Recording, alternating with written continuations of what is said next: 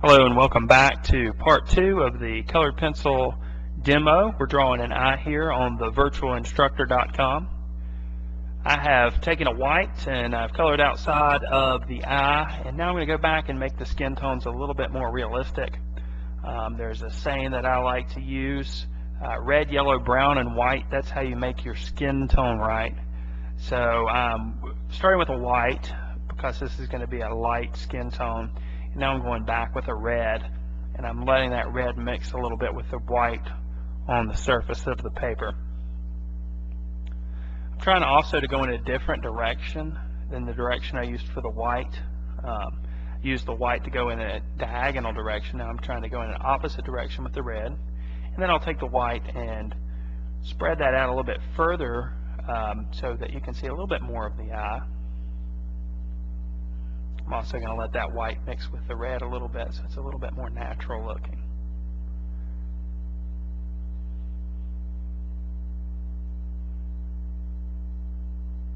Here again, remember you want to layer your colors, so I'm layering some of the red right on top of the browns that are already down there.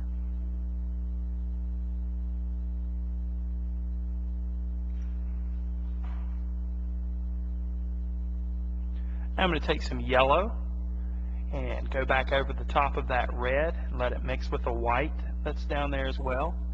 So yellow is one of the colors in our skin tones, and you can really make any skin tone in the world by mixing red, yellow, brown, and white together.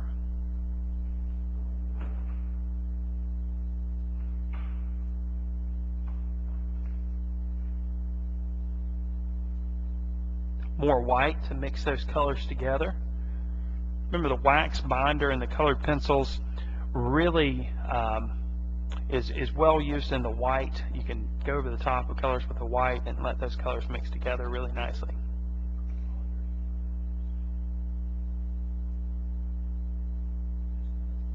Now I'm going to take some of the dark brown and go back over my lines a little bit and really use some of that brown to make a little bit of a shadowed area in the corner of the eye. Your eye sits inside of a space called the orbital lobe on your head, or in your head rather, and you want to create some of that shadow around the eye, so that brown's going to help us do that. Remember, brown is one of the colors we use to make a skin tone. Red, yellow, brown, and white.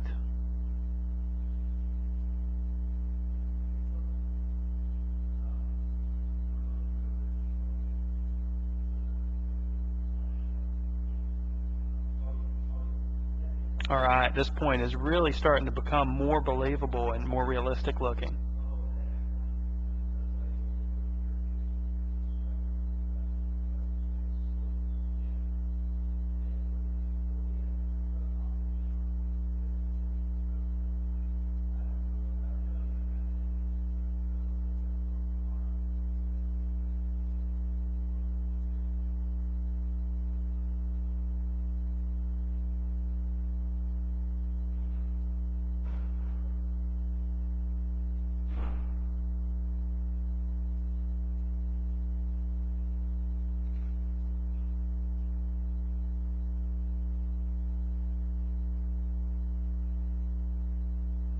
Really would encourage you to make sure that you try your best to mix the colors as you go. Don't just grab that manufactured color, that manufactured skin tone. It's okay to use those colors, but make sure you use them in conjunction with the other colors that are going to make your image feel more realistic. More browns, more reds, more yellows, and more whites on top of your manufactured skin tone. You can see in this video that I'm not using any manufactured skin tone at all, just using the red, yellow, brown, and white.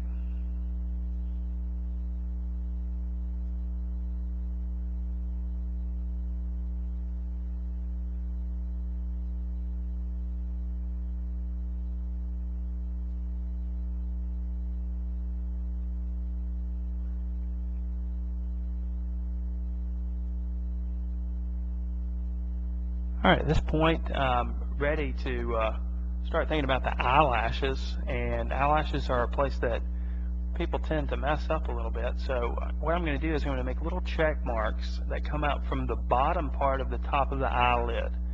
They become more vertical the closer you come to the center, and kind of go in the opposite direction when you get on the left side of the eye.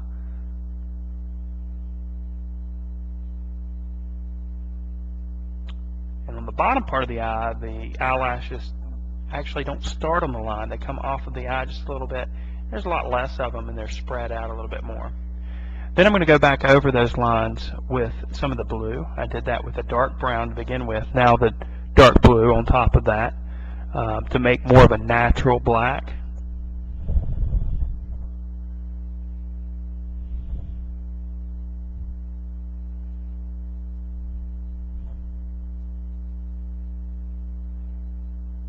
Really trying to make sure that I create a full range of value. Remember, value is one of the 7 elements of art. It's the darkness or lightness of a color.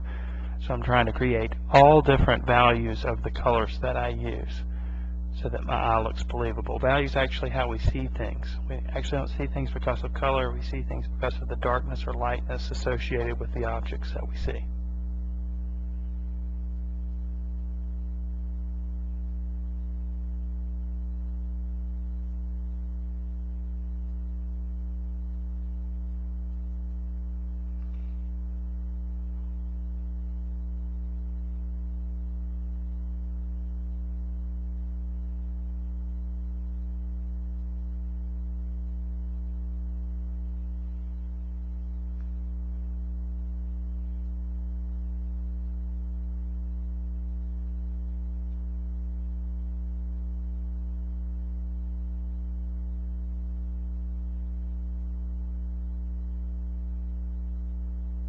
More blending on the outside of the eye here with a white colored pencil.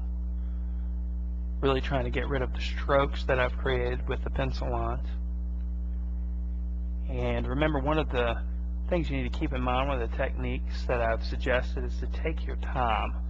And this has taken a few minutes to do this eye. If I was to be doing this drawing for a client or for an illustration, I would probably take my time a little bit more. Make sure all the lines on the outside were smoothed out. Because this is a demonstration, it's a little quicker, so you're going to still see some of the pencil marks in here. And here we have our finished eye. I hope you enjoyed this video.